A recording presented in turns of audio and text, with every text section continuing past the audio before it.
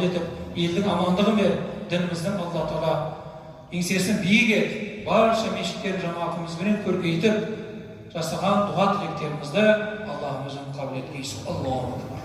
Дұғаларынан бірде намаздың соңында сахабалардың барлығы дұға етіп, сондай бір тыныштық, сондай бір керемет тыныштық орнаған бір уақыттарда Пайғамбарымыз саллаллаху алейхи вассаламның бір кісінің сол мешітке келіп намаздан кейін бірденен Раббым, осы сенен сұраймын, намазымды оқыдым, құлшылығын жасадым, сенен сұраймын деп бірденен дұға етіп кеткендігін Пайғамбарымыз көріп қалады. Сол Пайғамбар не дейді? Әлгі кісі дұға етуде асығыстық жасады дейді. Әлгі кісі дұға етуде асығыстық жасады дейді.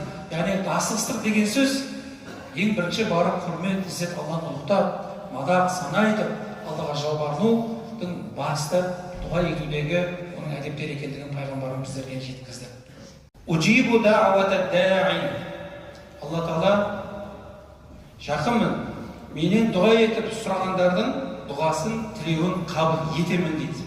Яғни Алла Тағаланың пендесіне жақындығы деген сөз кез келген сәтте ең сізге көмекке келетін, сіздің қасыңыздан табылатын құдірет иесі Раббымыз, барша иеліктің иесі Алла Тағала сіздің ең жақын, ол туысыңыз, бауырыңыз, қасыңызда көмекті бауырыңыздан бірінші Аллаға жалбарынып, кейін бар бауырыңыздан көмек сұраңыз. Қуандыңыз ба? Бірінші Аллаға шүкіршілік етіңіз, одан кейін кісілерге рахметіңізді айтыңыз.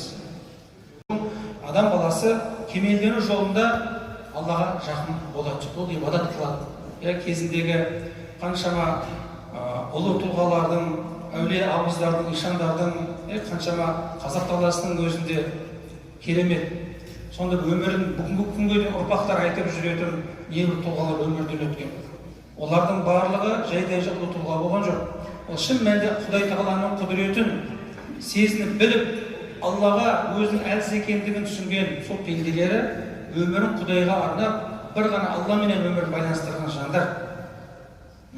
Сол үшін Алла Тағала пендеге жақын болғандығын сезінсе, оның дұғасының қабыл болатынына кемел нанып, ишанса, адам баласы үшін бір Құдайдан басқа еш нәрсесінің қажеттілік жоқ. وَلْيُؤْمِنُوا بِي لَعَلَّهُمْ يَرْشُدُونَ. Садақаллаху азим. Аятта егер құлдарым сенен, яғни пайғамбарымыздан мен туралы, Раббысы туралы сұрайтын болса, не дейді? Оларға айт, мен оларға өте жақынмын де. Алла Тағала пенделерге ең, оның күре тамырынан да, басқа бір аяттарда Алла Тағала пендесіне күре тамырынан да жақын деген сөз. Тіпті Арафат тауында пайғамбарым дұға еткен, қолын жайған Кағбаға қарады да Аллаға жалбарынып, сол Арафа күні толық бір күн бойы Құдайға жалбарынып дұға етті. Жұма күні дұға етеміз, Рамазан айында дұға етеміз, ауызжар сәтінде. Тіпті түннің 1/3 соңғы бөлігінде тұрып, сахар уақытында, таңға жоқ уақытта тұрып, тахаджуд намазын оқып дұға етеміз. Өйткені ол уақыттарда Алла Тағала дұға ет, сұра деп тұр. Сол уақыттардың берекетін сұрап, сол уақыттардағы қадір қасиетінің шарафатыменен Алладан дұға етіп сұраймыз. Сол уақытта өткен Алла Тағала маған дұға етіңдер деп тұр.